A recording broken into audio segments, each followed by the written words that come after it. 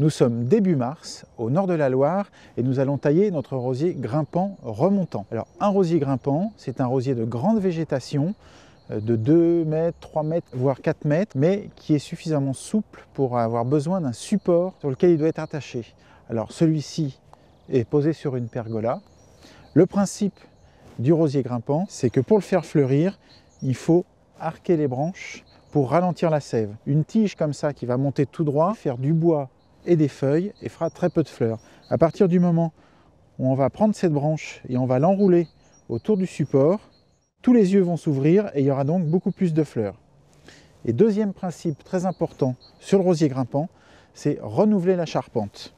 La charpente, ce sont les branches principales, les branches charpentières, qui portent les tiges latérales sur lesquelles apparaîtront les fleurs. Au bout de quelques années, ces tiges charpentières, un petit peu comme celle-ci, commencent à craqueler, à prendre un aspect grisé, un aspect de vieux bois, et elles vont de moins en moins fleurir. Donc régulièrement, quand le rosier a 4-5 ans, on essaye chaque année de conserver une des jeunes pousses, comme celle-ci, qui sont parties d'en bas, qui apparaissent pendant l'été.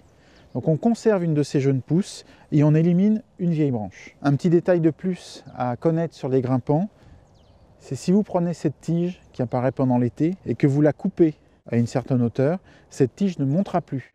Donc il faut absolument les garder intactes pour pouvoir les garder le plus long possible et pouvoir les palisser. On voit qu'il y a beaucoup d'yeux qui ont démarré, il y a beaucoup de branches latérales qui sont sorties, elle est un peu craquelée, donc celle-ci on va la supprimer. Il ne faut pas hésiter à enlever les attaches